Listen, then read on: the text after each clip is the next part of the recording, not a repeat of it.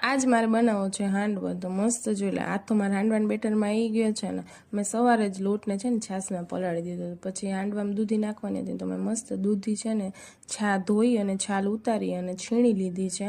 દૂધી છીણવામાં બહુ માથાકૂટ થાય, અને હું બીજું કંઈ શાક નથી નાખતી ને, એટલે દૂધી મારે વધારે જ નાખવી પડે છે. અને દૂધી છે ને વધારે નાખે ને તો હાંડવો મસ્ત પોચો થાય, એટલે હું નાખું છું વધારે.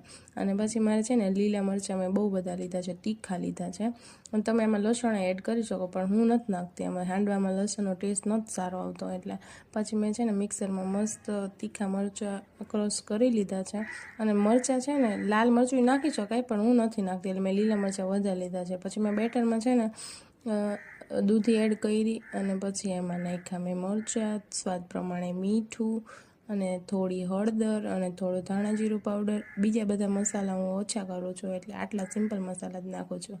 અને પછી મેં બધું મસ્ત મિક્સ કરી લીધું, અને એની પછી મેં 5-7 મિનિટ આરામ આપ્યો બેટરને.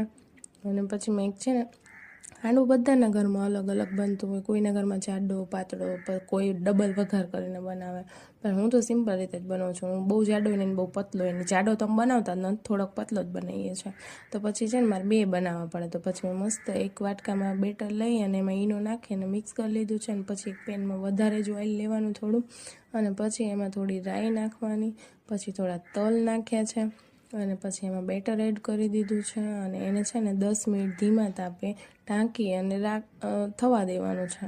અને પછી મેં ચેક કર્યું તો એક સાઈડ હાંડવો મારો થઈ ગયો હતો, તો ઉપર મેં થોડું ઓઇલ લગાવી અને પલટાવી લીધો છે.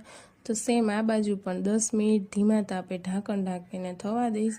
અને પછી થોડી વાર પછી મેં ચેક કર્યું તો મારો હાંડવો તૈયાર.